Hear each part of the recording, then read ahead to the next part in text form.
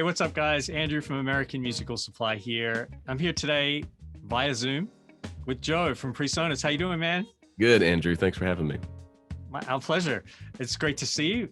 So today we're going to talk, or you're going to talk because you're the expert, a little bit about the PreSonus Revelator mic, which you have on your desktop stand there, and about creating a podcast with that microphone. So first off, can you tell us a little bit about the Revelator? What is it? What makes it special in the landscape of USB mics? So the landscape of USB mics has lots of options, lots of good options that will sound good. You plug them in and they work. Ours is no exception in that it will sound good. You plug it in and it works, whether it's a Chromebook or a Mac or PC. The Chromebook thing's suddenly a really big deal because I don't know about you, but my kids are all in school on Chromebooks. Anyway, so it's a good sounding mic, but more than just being a USB mic, it also has some goodies inside to help it sound better, for you to shape the sound. So whether it's just a Zoom call like this, where I've got a little bit of EQ to make my voice sound a little bit better, I can program that into the mic. I can add fun effects like a Darth Vader voice or some, stuff that you got to try at least once. I can even add in, if it's for more musical purposes, I can add things like delay and reverb to my voice as well. And it's all running off the mic itself. Like, it's got a little processor inside that runs all of that. It's the same technology. You can't see it in front of me. I've got a big mixer, a 24 channel PreSonus digital mixer. We basically have one channel of that mixer inside the mic. So if you know how to adjust things like EQ and compressors, you can get in and really dial in the sound without needing anything extra. It's built into the microphone. There's an app that accompanies it that lets you control the settings on the mic. So those are the two kind of biggest things. But another, for things like what you and I are doing right now, it has its own routing software that allows me to, like, for example, you're getting my voice, you're going to get my playback from my recording software, but you're not getting your voice back to you, right? Because you would go crazy. But I'm able to set up different faders, different streams that I can route to different places. So I can listen to one thing, you can listen to something else. My recording, when we record some audio later, we'll be listening to a third thing. So yes, it does all the stuff I already mentioned that makes it sound good, but it also has a really cool functionality that allows you to do some pretty complicated routing that you couldn't really do without having to buy another piece of software, like $100 piece of kind of audio routing software to get that kind of complexity out of it.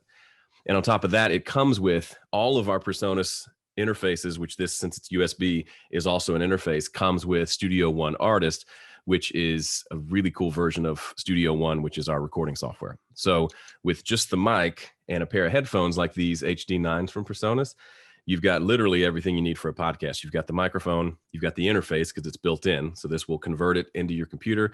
You've got the software to do all the recording and editing, and then you've got headphones to listen back. Oh, so that's pretty cool. So then I could, if I'm looking at starting a podcast, I could just buy the Revelator and a pair of headphones.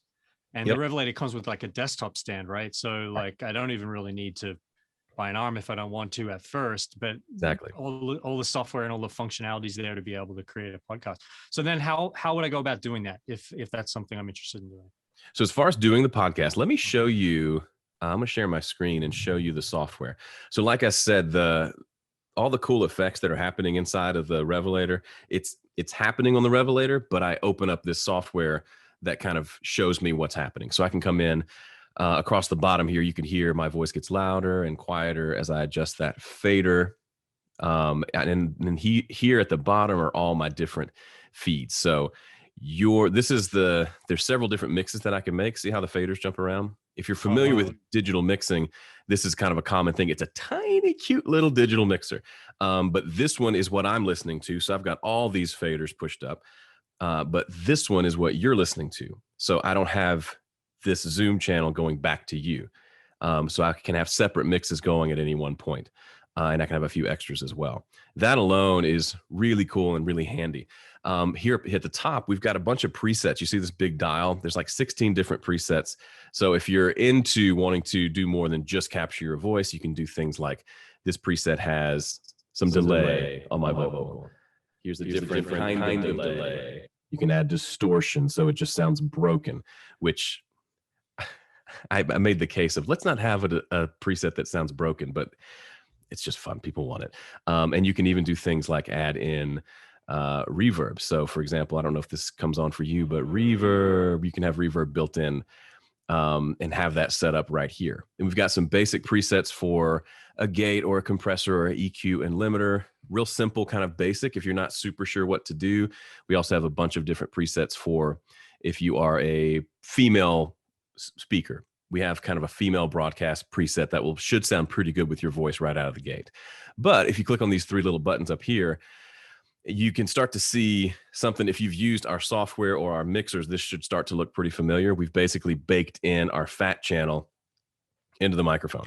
So this is all stuff that we can use to process the microphone. We can add a couple of different types of compressors if you want to go crazy. We can add in, I've got right now this vintage EQ doing just a little bit of shaping. I'm coming off the end of a cold, so my EQ curve is a lot different today than it normally is, because my voice sounds a lot worse in this mid-range.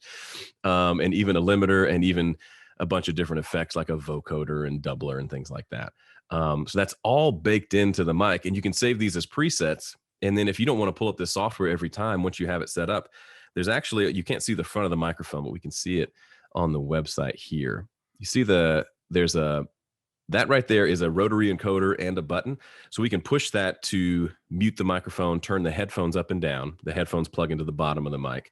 But then we've got this preset button there that we can hit, and that will cycle through those kind of 4 main presets that we saw here in the software.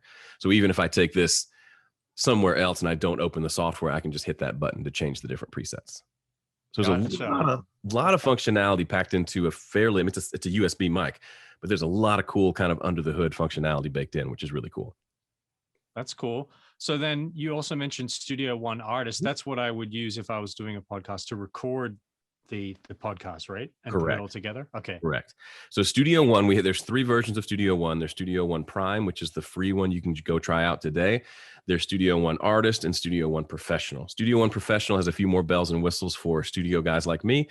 If you're mainly looking to do a podcast, or even if you're looking to do music and you don't need some of the extra bells and whistles, Studio One Artist is a great option. It sells normally for, I believe, $99, but like I said, it's included with the Revelator. So I mean, the day we're shooting this is on sale for $149.95 on your website.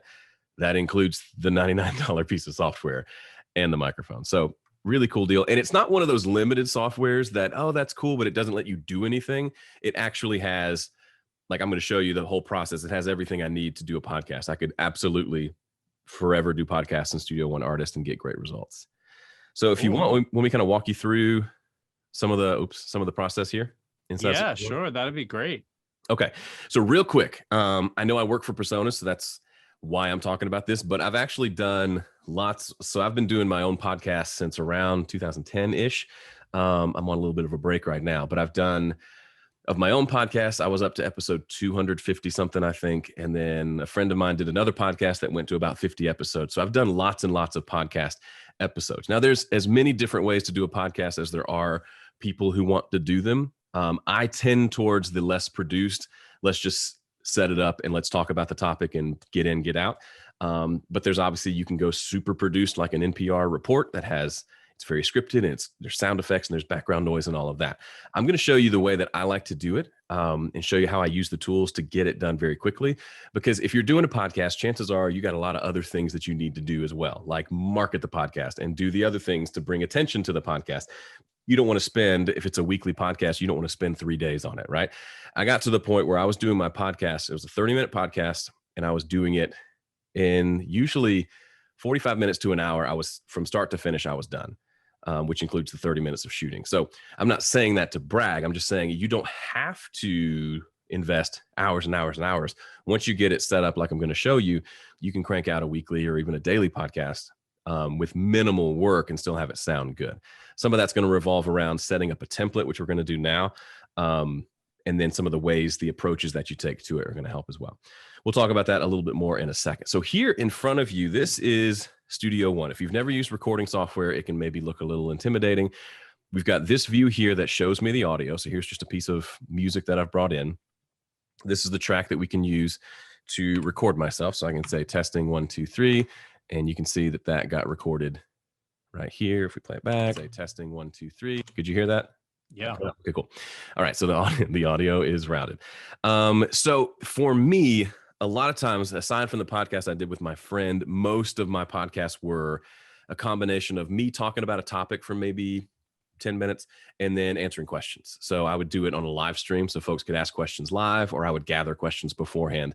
And I tried to treat it like a radio show, meaning once I start recording, I don't want to stop and start a bunch. I would rather just blow through it, and 30 minutes later, I'm done and I can clean things up, mix and edit pretty quickly and get done with it. So the one piece that was always important to me was setting up intro and outro music and transition music between the couple different segments. So let me show you how easy that is to do in Studio One. So here's an instrumental of one of my songs.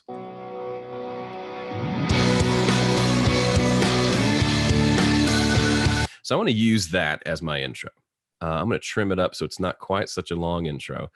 And then I'm going to use this really cool feature called clip gain envelopes. This is actually new with Studio One as of version 5, which came out last year. And this just, all it does is create this horizontal line. So you're like, big deal. But what's cool about this is I can come in and say, okay, I want this to play for a couple of bars.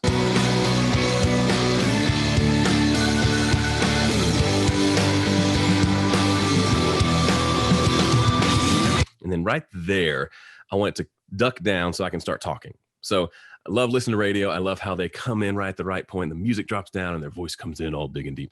That's what I wanted to do here. So with this clip gain envelope, I'm actually adjusting the underlying audio in kind of real time. So you can actually visually see what's happening. So I tend to like to drop it down at least about 12 decibels. And so that gives me an intro, some music, and then I've got it, it'll drop off right there. And then let's say I talk for a few seconds and I want it to come back in. So here's how this would work. I would start off by recording an intro. I would say, hey, this is Joe from PreSonus. Welcome to my podcast, podcasterawesome.com. It's not really a website, but you get the idea.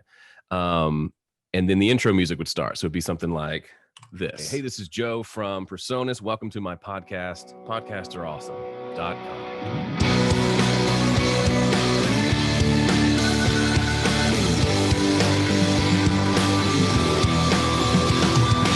Welcome back to the podcast. My name is Joe. We're going to talk about the Revelator and AMS and politics all in one easy to follow session, things like that. So you get the idea. Now we're able subscribed. to exactly. We should really start this. Can you imagine pro audio and politics all in one? Oh my gosh. So that was kind of the workflow that I would use. I would get the intro done. I would slide the intro audio where it needs to be. And then I would just talk for a couple of minutes and have kind of like a banter section. But then at the end of that, I wanted it to come out and into kind of a little more of a quick little section of music before it faded out again. So I would set it up to be maybe a minute long. And as I would visually see it coming up, I would kind of prepare myself. Kind of like I would imagine, I've never worked in radio, but I've wanted to, like commercial breaks coming in 15 seconds. We got to time that. So I would start to vamp and kind of play things out to where, so like I said, we're going to get into podcasting, Revelator, headphones, and politics. So then it comes in and it plays for a second and then I have it fade out again. So it's real simple to, like I would have it fade out again, let's say right here. And then I could just have that piece of audio, hold up, go down. I can have it fade out finally, and then we're into the main segment of the podcast. Does that make sense? So I've created this bumper music. It used to be a lot more complicated. I have to chop it up into little pieces and fade between them. If you've ever done it, it's not like it's super hard, but especially if you're just getting started, that starts to feel daunting. With this, you just turn on this little line and you can just draw in the volumes that you want. And the way I would go ahead. So you would set up you'd set up like basically your music like this as a template, and that would be the same every week. Yeah. And then you would just kind of like get used to the flow of that template and being able to kind of improvise some of your spoken. Exactly. Bits. Wow, that's cool. And to make it interesting, I would have a couple of different transition sections too. So like when I would do let's say the first section was a topical thing, then we're getting to the Q&A. The Q&A section would be over here, and I would do the same thing.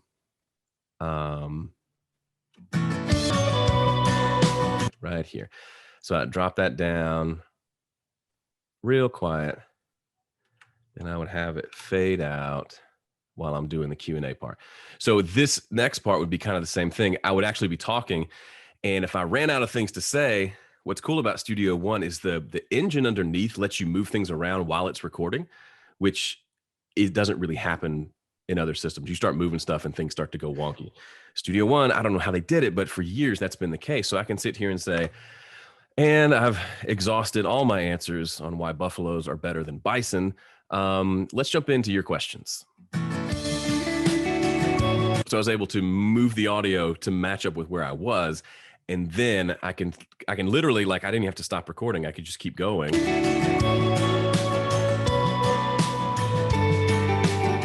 Take a sip.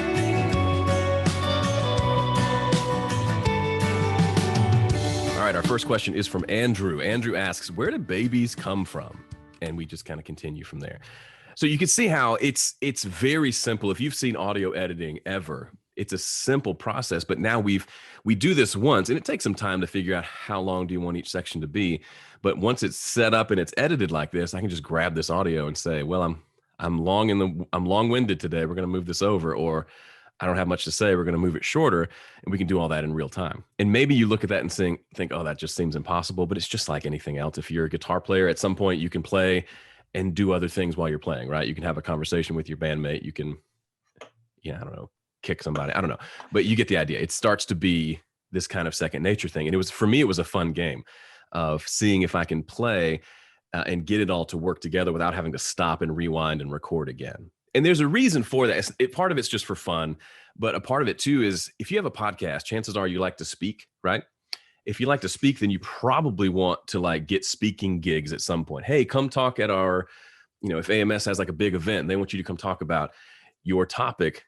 Then guess what? If you record this way and they say, hey, we got a 30-minute slot for you, you can say, bam, I can fill out 30 minutes easy because I've been literally doing this kind of extemporaneous talking thing every week on my podcast. Versus if you're like, and I've got friends who are like this, they'll record, today we're going to talk about, no, rewind. Today we're going to, this morning we're going to, you know what I mean? And they second guess every sentence and they'd spend the next 8 hours editing those little bits of audio together.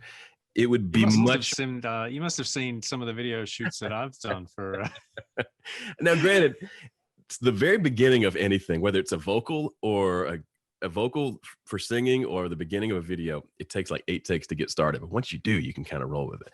But yeah, that idea of using my podcast as a training platform to make me a better speaker, it helps me do better videos. It helps me do better when I'm doing a webinar like this, because I've literally sat there staring at the screen saying, I'm not going to hit the stop button. I'm just going to keep plowing through, which means some of the podcasts were terrible, especially early on, but you start to get used to it and start to kind of roll with it. So that's kind of the bigger picture philosophical reason behind doing it, that and saving time. Gotcha. Okay. So then once you've fully recorded your podcast and assembled it, then how do you get it out of Studio One? Great question. There's a couple of things. It's not as complicated as people want to make it. First of all, if you do the editing thing where you have a big long piece of audio and you do need to chop it up, it's completely understandable. We have a mode that's really just made for podcasters called Ripple Edit. And that is where, let's say I coughed. Let's just record it real quick because I have a cold right now, so I can fake it real well. So now we want to talk about, I'm out of fake topics to suggest, but where did I cough? Right here. So now we want to, so I can select this section here. Whoops. And I can, if this ripple edit is on, when I delete this, it just drags the audio over. Real simple editing thing, but specific. I can't think of another application. Musically, that would be a nightmare, but for spoken word, that's super handy because now it goes, oops, it's muted. So now we want to talk about, right, where'd the cough go? Oh, it disappeared. That's magic. So we still have those editing tools available to you. We're not saying, no, you may not record your podcast that way. But once it's recorded, for me, the bigger thing is a couple of things. First of all, the music that you use most likely is going to be finished, mastered music, right? So there's this thing if you're in the studio recording a song, when you finish that song, it's generally going to be a lot quieter than what you hear in iTunes. That's because it goes through a mastering phase that basically pushes the volume up into a limiter to get it to that kind of commercial volume. So why do you need to know that for your podcast? Well, if you don't account for that, your podcast will be too quiet. Or you'll hear this a lot. You'll have somebody doing a podcast and their music sounds amazing, really big, but then their voice is super quiet. So it's like, hi, this is Joe from the PreSonus Pod. So you have to continuously ride the volume knob, or you can't ever turn them up loud enough. You don't want that. That makes you sound like a noob. So a couple of ways to solve that. First, take this music here that you see, like this full loud music here for this intro. It's on a separate track and I've turned it down 6 dB. So turn it down 6. Next thing I do is I take my voice, record it at a reasonable volume. Don't record it super loud. You don't have to. You'll just clip. Have it coming up, like the level should come up like halfway. Doesn't need to be super hot. But then I'll turn the vocal up about 6 dB.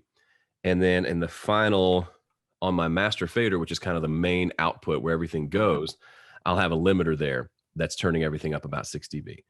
So you'll notice the music got turned down and then turned back up. So by the end of it cancels each other out. The music's still at a nice high volume, but now my voice is nice and loud as well. So here's what that intro sounds like. When I played it for you at the beginning, the vocal was quiet and the music was loud. Theoretically, it should be more the same volume now. Hey, this is Joe from PreSonus. Welcome to my podcast, podcasterawesome.com. Right? They're a lot closer in volume. That may be a little bit too loud, but that's one of the 2 things that I use when I'm mixing a vocal. One is a limiter. You don't have to get crazy with compressors and de-essers and all that stuff. I found a limiter is the thing that just, you push the volume up into it and it just keeps it from getting any louder. That's really all spoken word needs, in my opinion.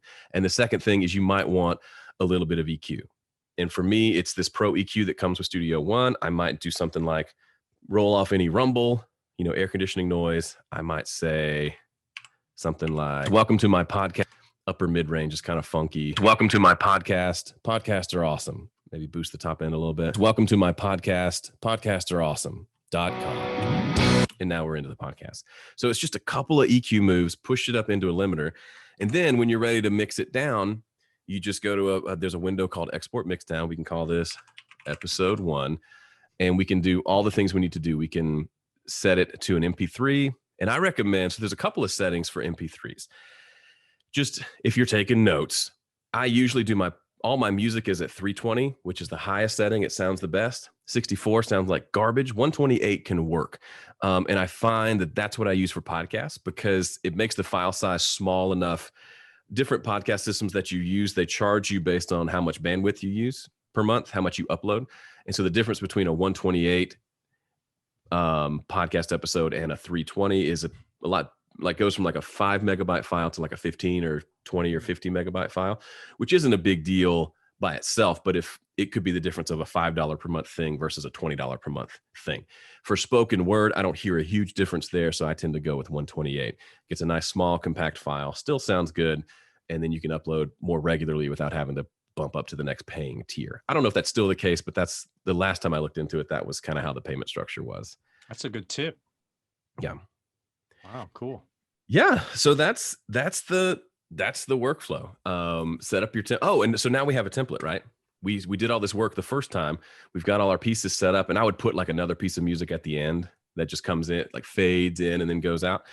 But then we can do something like this. We can say, okay, this podcast episode's over. I'm going to delete that audio because I don't want any vocal audio there in my template. And then I can say save as template, and we can call this the AMS podcast. So next time when I open Studio One and I say, I want to make a new song, really means podcast, I can select the AMS podcast template. I can say, okay, and check it out. My vocal is on and ready to go. All my music cues are there. Oh, and my vocal mix is there too. So I can literally just that's how I would do my podcast. It was on Tuesdays at 1 p.m. Central. I would stream it on YouTube. I would come in, sit down, open my template, hit record, and we're going. Super fun. And you can always update, as you get better or make changes, you can always update that template as much as you want.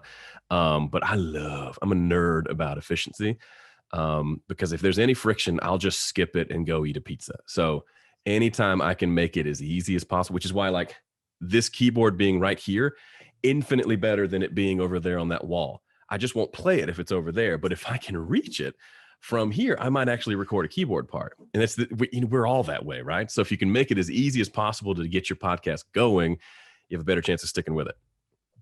Very cool. Human nature. Wow. Okay. Well, that was a great, not only a great overview of the Revelator, but also just a great overview of how to use it in a real world sense in terms of creating a podcast, which is definitely one of the applications that it was designed for.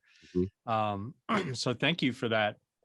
So Yeah. if you just say your production style is a little bit different and you're more interested in like being able to trigger sounds and things, is that something that you could do inside of Studio One as well? Yeah, absolutely. One of the things, thanks for mentioning that. Remind me to talk about the triggering thing. But one of the things that's cool is when you buy, let's say when you buy the Revelator, one of the things you get a bunch of bonuses from other companies that want to like give you free things. One of them is 3 months subscription to this, a free subscription to this thing called SoundSnap. So if you're doing more like news stories or kind of more documentaries type stuff, and you're talking about, oh, these people were meeting in a cafe, you can literally search for cafe and it will pull up a whole bunch of cafe sounds. I don't know if these are coming through for you, but Yeah. literally like the sound of a car driving by and glasses clinking on the table. And you can just download these as audio files and then use them royalty free in your podcast. It's a really cool thing. Like when I listen to like an NPR story and there's like, I was in downtown Kabul the other day and like suddenly you hear all these sounds and I used to think they recorded it, but now I'm thinking maybe they didn't. Maybe they never went and they just used these like sound effects to get that. But you can drag these in easily just using the drag and drop workflow in Studio One. And now we have, I don't even know what that is. Sounds like an air conditioner, but you get the idea. I found basically, I tried to find like a lion sound. I found one, tried to find like this, sound of someone walking on a stage from left to right. Like there's all kinds of crazy stuff in there. So that's really cool. But then for triggering sounds, there's actually a way you can do that. That's pretty cool. So Studio One has several instruments that come with it. One of them is this thing called Impact. If you look at it, if you're familiar with drum machines, that's what this thing is. But it doesn't have to be a drum machine. It could literally be a trigger for different sounds. So you could find a sound that you want. Let's say, where did that sound effect that I just had come from? I can take this sound effect and I can just drag it onto, oh, come here. I can literally drag it onto that button right there. And now whenever I press that button, that sound starts. Okay, shush.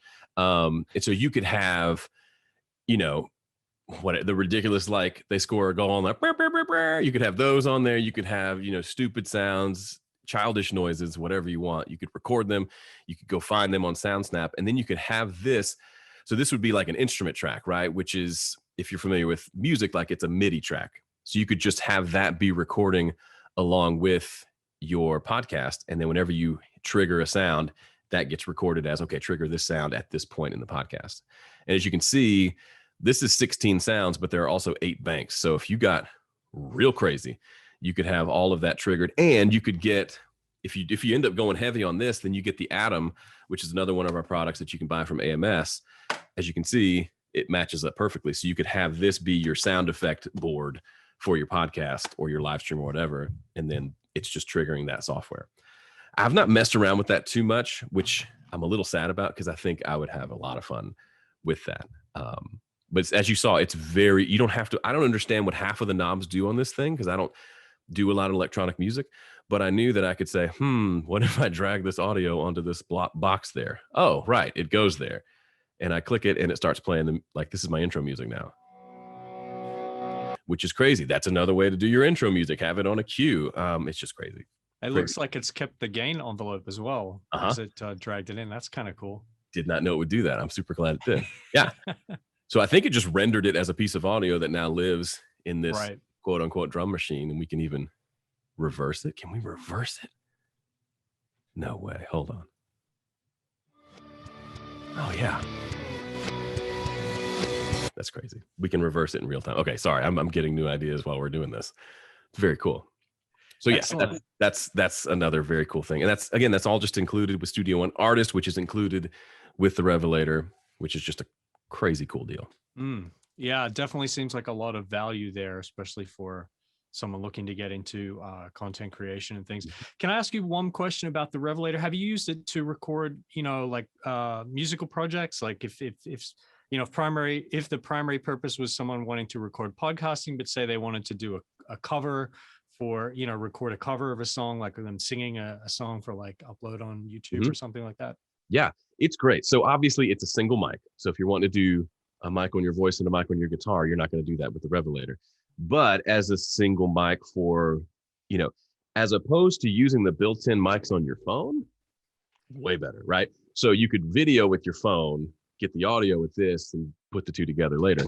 Right. But yeah, when I first got it, I really didn't care about the podcast thing. I was wondering how it sounded for recording. So I sat with my guitar, added some reverb via the built-in reverb, which sounded surprisingly good. I tend to be a reverb snob. And I just recorded this thing and it was beautiful.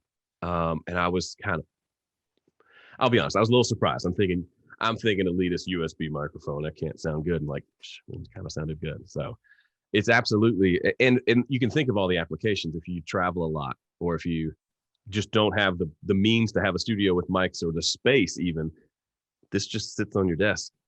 You can put it in your drawer when you're done. You don't even need big mic stands. It's got a head. Or even if you're a songwriter and you just want to, catalog your demos or something like that, or just like have a quick way to do it. That's a cool idea. Awesome. And USB mics have come a long way. I remember using them about 10 years ago, and it seems like you would always have some of that digital noise happening. I don't know if it was just from the power supply or what, but I've not experienced that with the Revelator. It sounds honestly a lot like when I use my other mics plugged into an interface. So it has a couple of different polar patterns too, right? Like it can be used in cardioid, but if I'm not mistaken, it's also got Omni and figure 8. Is that correct? Yeah, I think so. I haven't even played with that yet. But I do believe, it'll do. Yeah, it will. Because I saw a podcast episode where they put the mic between them, set it to figure 8, so it would pick up both. And it turned out well.